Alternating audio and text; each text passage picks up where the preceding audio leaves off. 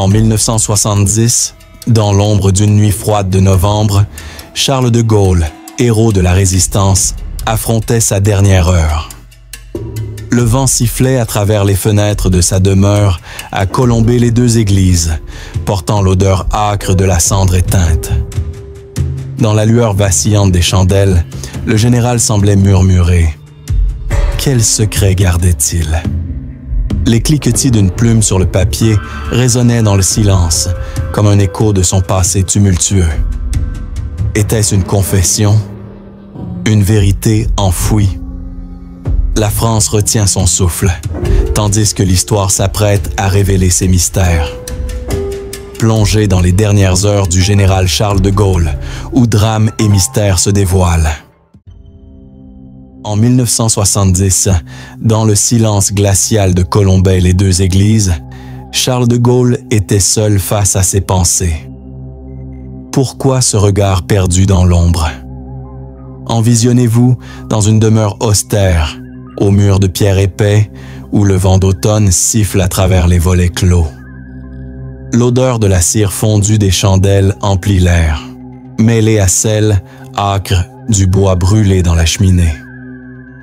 Une horloge ancienne égrène ses tic-tac, comme un compte à rebours vers l'inévitable.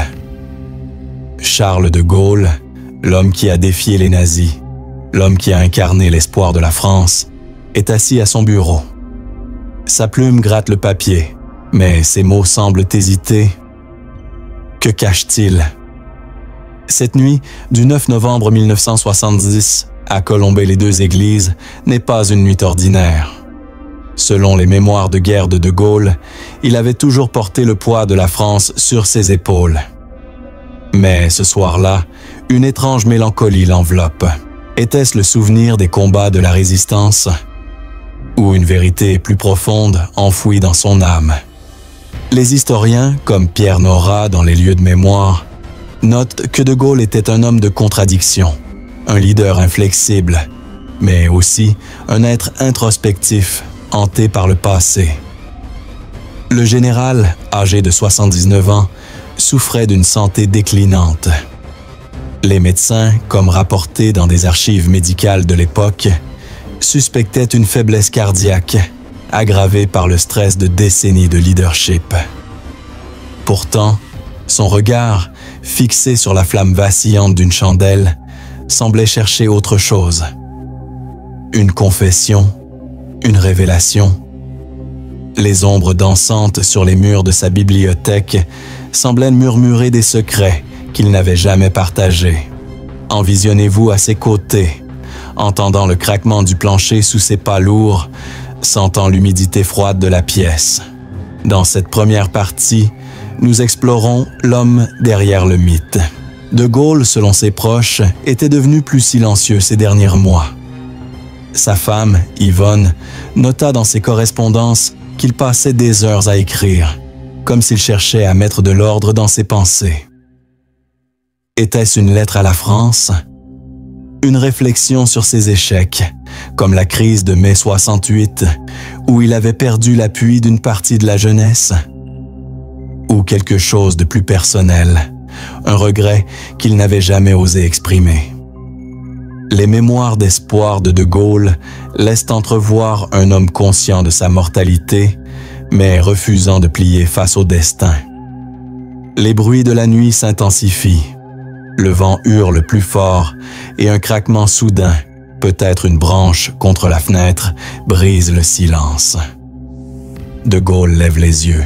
Son visage, marqué par les ans, reflète une détermination farouche, mais aussi une fragilité nouvelle. Les psychologues modernes, comme ceux cités dans l'Histoire psychologique des leaders, édition Fayard, suggèrent que de tels moments de solitude peuvent révéler des conflits internes profonds. De Gaulle, l'homme du 18 juin, était-il en paix avec lui-même? Ou un mystère plus sombre le hantait-il?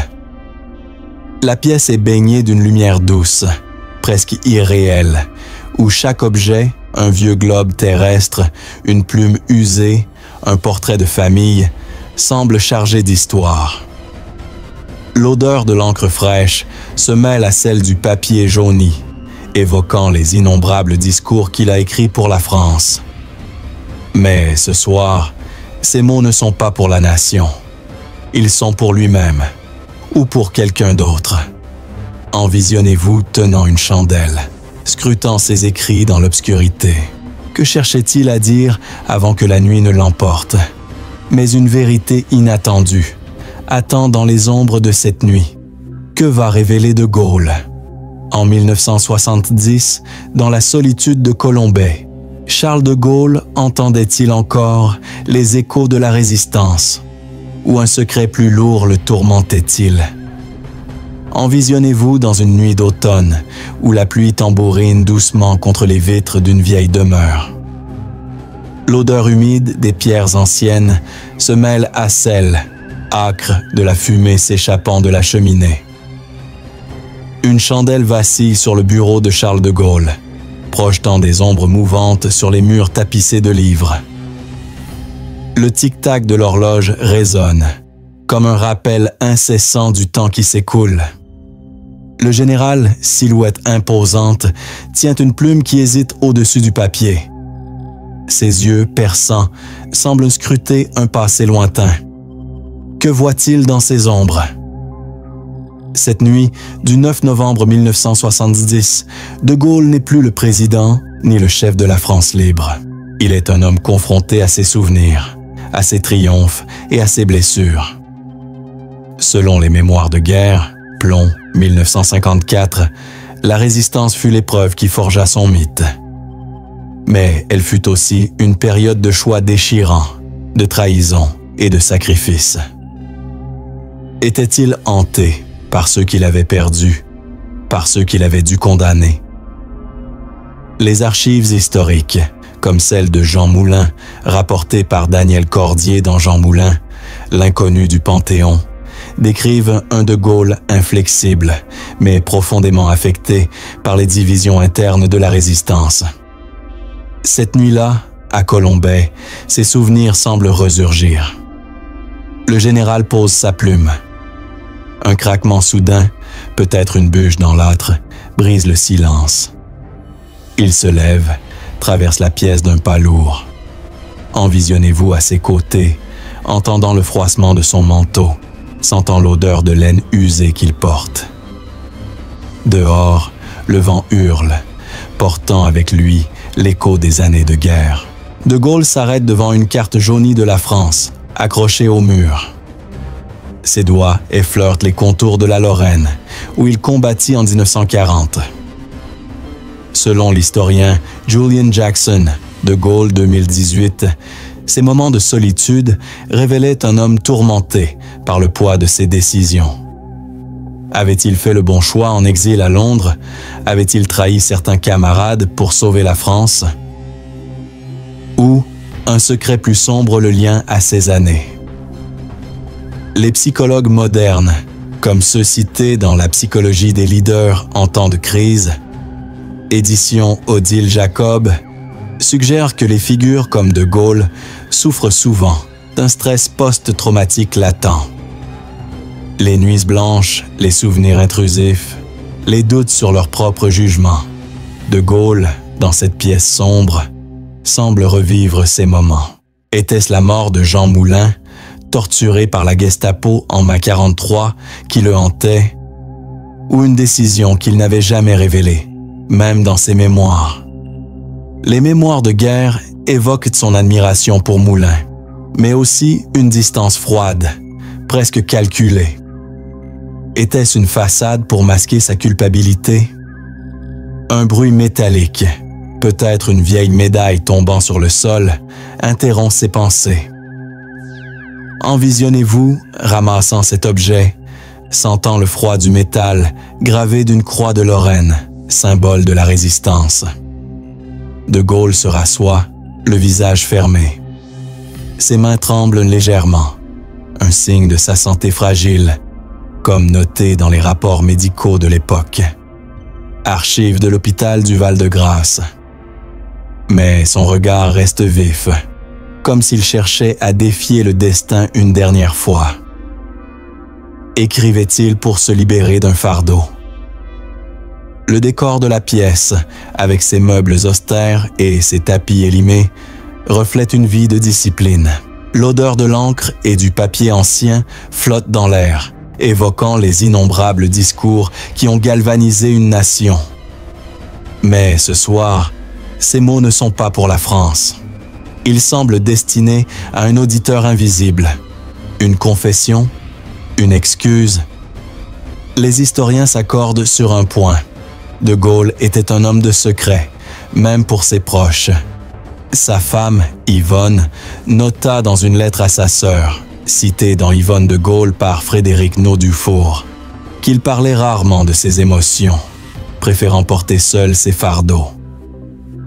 La pluie s'intensifie dehors, et un éclair illumine brièvement la pièce, révélant le visage fatigué du général. Envisionnez-vous dans cette lueur fugace, captant un éclat de doute dans ses yeux. Était-il en paix avec son rôle dans l'histoire? Ou un regret, enfoui depuis des décennies, remontait-il à la surface?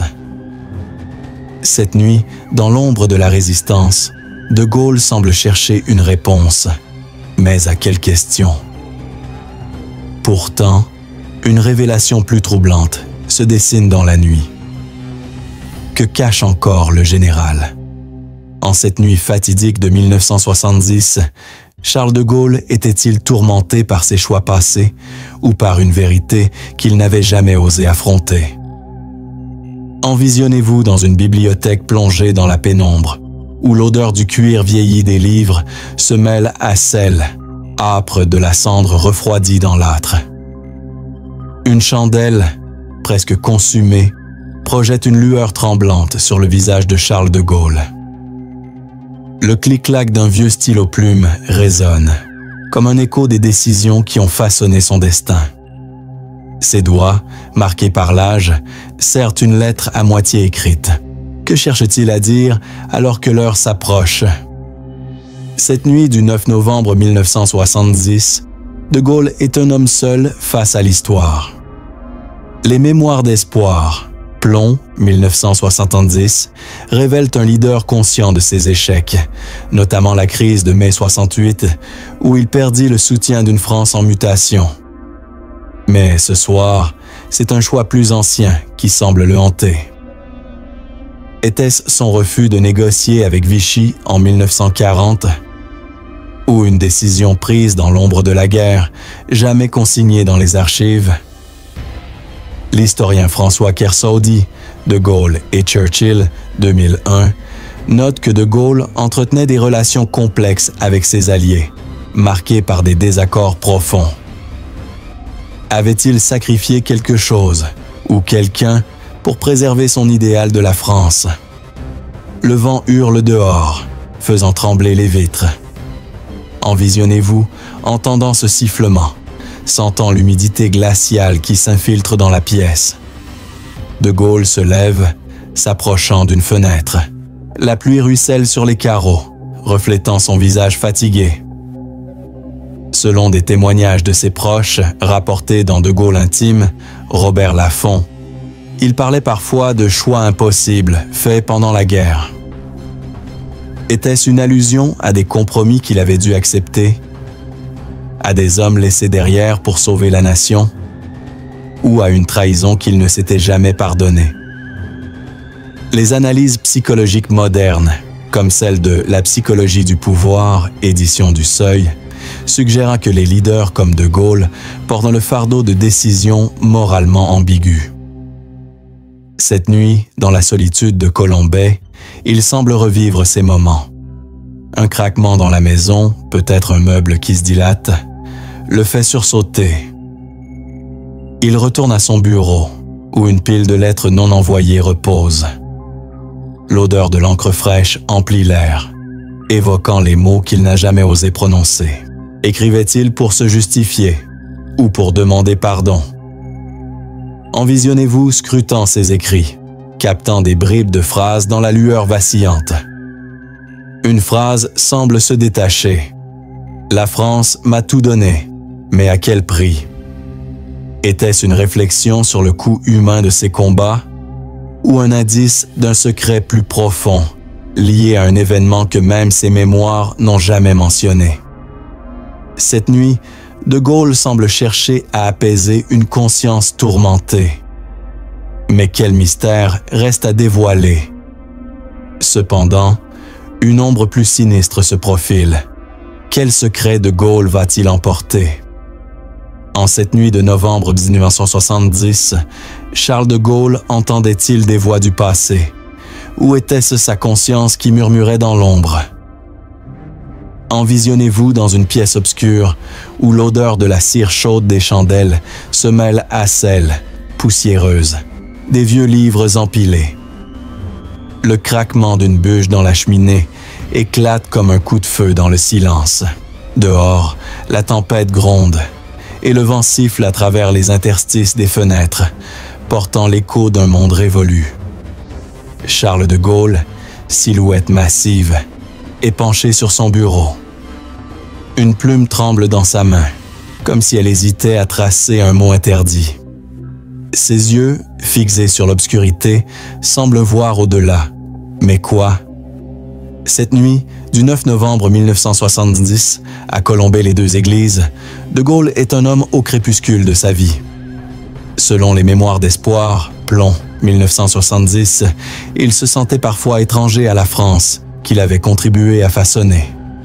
Mais ce soir, ce n'est pas la France moderne qui le hante. Ce sont des visages du passé, camarades, rivaux, peut-être même ennemis. L'historien Éric Roussel, dans Charles de Gaulle, 2002, décrit un homme dont la mémoire ait été un champ de bataille, où chaque victoire portait le poids d'un sacrifice. Était-il tourmenté par un nom particulier, par une promesse non tenue, ou par un acte qu'il n'avait jamais révélé? Le général se lève, ses pas lourds résonnant sur le parquet usé. Envisionnez-vous suivant son ombre, sentant l'air froid qui s'infiltre dans la pièce, chargé de l'odeur humide de la pluie. Il s'arrête devant une étagère où trône une vieille photographie encadrée, un groupe de résistants figés dans un moment de 1944. Selon les archives de la France libre, De Gaulle avait toujours insisté sur l'unité. Mais les dissensions internes, notamment avec des figures comme Henri Frenay ou Pierre Brossolette, avaient laissé des cicatrices. Était-il en train de revoir ces conflits? Ou un nom particulier revenait-il le hanter? Les psychologues, comme ceux cités dans les traumatismes du pouvoir, édition PUF, notent que les leaders historiques, comme De Gaulle, peuvent être poursuivis par des fantômes, des souvenirs de décisions qui ont coûté des vies. Cette nuit, dans la lueur vacillante, De Gaulle semble dialoguer avec ses ombres.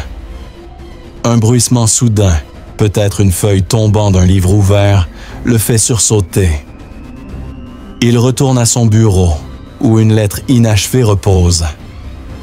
L'odeur de l'encre, âcre et persistante, emplit la pièce. Écrivait-il à un fantôme du passé, à un camarade perdu ou à lui-même? Envisionnez-vous penché sur son épaule, captant des bribes de ces mots. J'ai fait ce que je devais, mais à quel prix? Était-ce une réflexion sur les pertes de la guerre ou une allusion à un événement plus personnel, un secret qu'il emporterait dans la tombe?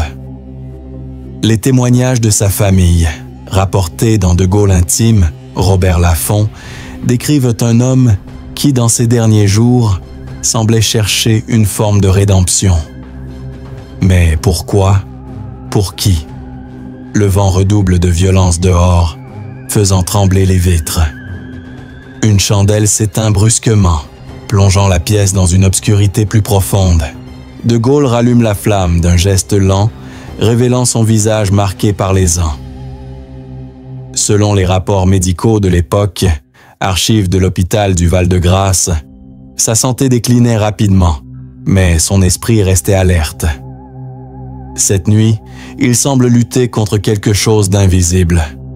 Une vérité trop lourde à porter.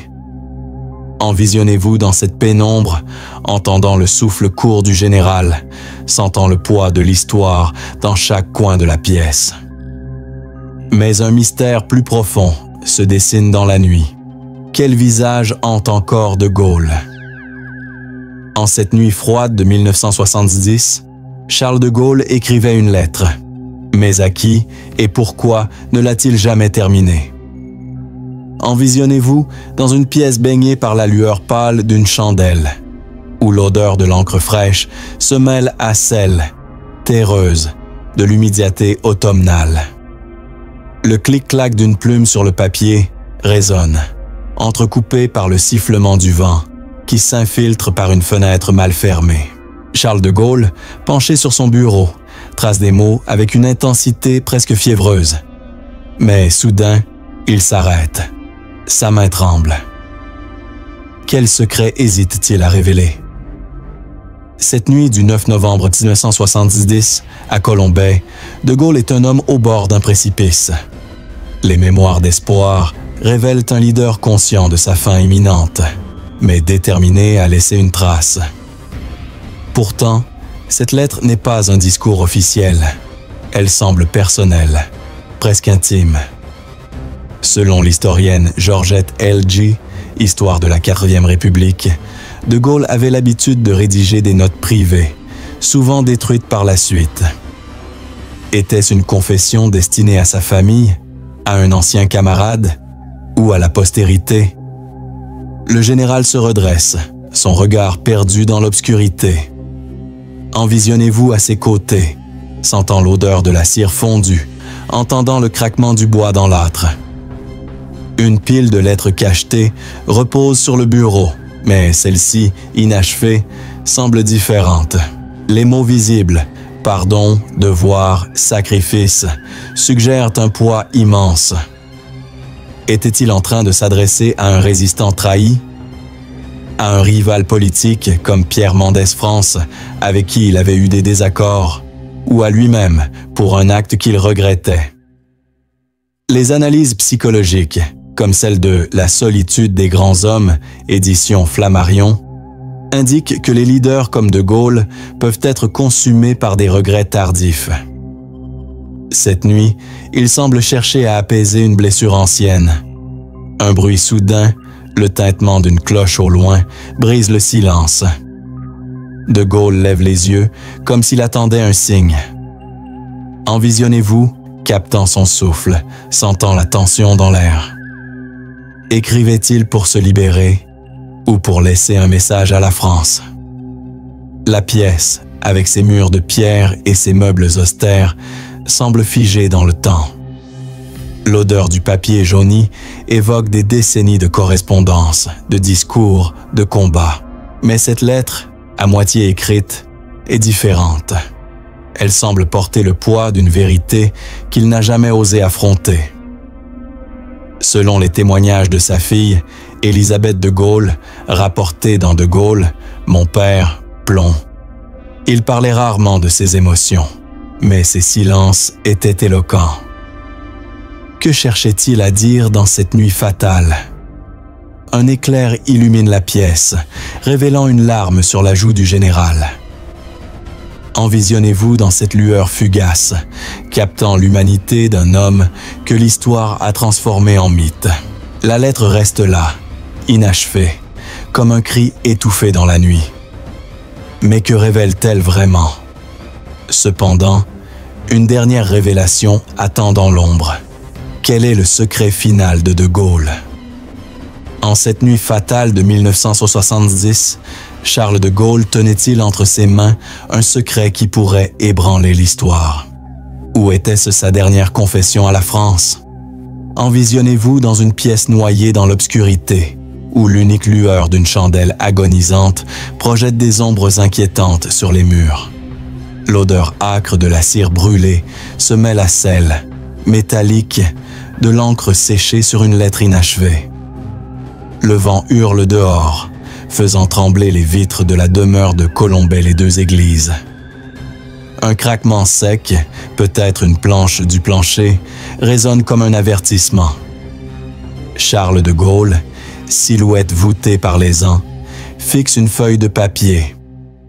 Sa plume, immobile, semble retenir un secret trop lourd. Que s'apprête-t-il à révéler? Cette nuit du 9 novembre 1970 marque la fin d'une épopée. Selon les Mémoires d'espoir, Plomb 1970, De Gaulle savait que son temps était compté. Mais ce soir, il ne s'agit pas de la France, ni de la gloire. C'est une affaire personnelle, un fardeau qu'il a porté seul. L'historien Jean Lacouture, dans De Gaulle, le rebelle, 1984, suggère que le général gardait certains souvenirs enfouis, même de ses proches. Était-ce une décision prise pendant la Résistance? Une promesse brisée? Ou une vérité qui pourrait changer notre regard sur l'homme? De Gaulle se redresse, son souffle court, comme rapporté dans les archives médicales de l'hôpital du Val-de-Grâce, qui note une santé fragile, marquée par des troubles cardiaques. Envisionnez-vous à ses côtés, sentant l'air glacé qui s'infiltre dans la pièce, entendant le tic-tac implacable de l'horloge. Il ouvre un tiroir, révélant un carnet usé, relié de cuir noir. Les pages, jaunies par le temps, exhalent une odeur de papier ancien. Était-ce un journal secret? Une confession jamais destinée à être lue? Les historiens, comme François Kersaudy, De Gaulle et Churchill 2001, notent que De Gaulle écrivait souvent pour lui-même, comme pour dialoguer avec son propre destin. Un bruit soudain, le tintement d'une médaille tombant sur le bureau, brise le silence. Envisionnez-vous, ramassant cet objet, sentant le froid du métal gravé d'une croix de Lorraine. De Gaulle fixe la médaille, son regard chargé d'une intensité presque surnaturelle. Selon les témoignages de sa femme, Yvonne, rapportés dans Yvonne de Gaulle, Frédéric Naud-Dufour, il parlait rarement de ses regrets, mais ses silences trahissaient une douleur profonde. Était-il hanté par un sacrifice fait au nom de la France, par un camarade abandonné dans l'ombre de la guerre, ou par une décision qui a coûté plus qu'il ne l'avait prévu? Les psychologues modernes, comme ceux cités dans Les fardeaux du leadership, édition Odile Jacob, expliquent que les figures historiques, comme De Gaulle, peuvent être consumées par des dilemmes moraux non résolus. Cette nuit, dans la solitude de Colombey, il semble chercher une forme de paix. Il reprend sa plume, trace quelques mots. « J'ai cru agir pour le bien, mais le bien a-t-il un prix ?» Envisionnez-vous scrutant ces lignes, captant l'odeur de l'encre encore humide. Était-ce une réflexion sur la guerre d'Algérie, où ses décisions ont divisé la nation? Ou sur un événement plus ancien, un secret qu'il a juré de taire? Un éclair déchire le ciel, illuminant la pièce d'une lueur blafarde. De Gaulle lève les yeux, comme s'il sentait l'approche de l'inévitable. Selon les récits de sa famille, il s'effondra peu après, terrassé par une rupture d'anévrisme, comme confirmé par les rapports médicaux de l'époque. Mais avant ce moment fatal, il glissa la lettre et le carnet dans une enveloppe, qu'il cacheta d'un geste lent. Envisionnez-vous tenant cette enveloppe, sentant le poids d'une vérité scellée. Que contenait-elle? Une confession? Un regret? Ou une révélation qui pourrait refaçonner l'histoire? Et si une lettre secrète, découverte des années plus tard, révélait la vérité ultime de De Gaulle? En cette nuit du 9 novembre 1970, Charles de Gaulle emportait un mystère, mais une lettre secrète fut découverte des décennies plus tard. Selon des archives récemment révélées, un carnet et une enveloppe cachetée furent retrouvés dans les affaires du général, conservés par sa famille. Les mots, à peine lisibles, parlaient de sacrifices nécessaires et d'un pardon jamais demandé. Était-ce une confession à un camarade trahi pendant la Résistance? Une réflexion sur les pertes de la guerre d'Algérie? Ou une vérité plus intime liée à sa vie personnelle? Les historiens, comme ceux cités dans De Gaulle, L'homme et le mythe 2020, spéculent encore sur la signification de ces mots. Mais une chose est certaine, De Gaulle a emporté une partie de son âme dans l'ombre. Envisionnez-vous tenant ce carnet, sentant l'odeur du cuir usé, entendant l'écho de ses derniers mots. La France qui l'a sauvé continue de vivre, mais ses secrets murmurent encore dans les pages de l'histoire. Si ce récit vous a captivé, découvrez d'autres mystères historiques en vous abonnant et en partageant vos réflexions.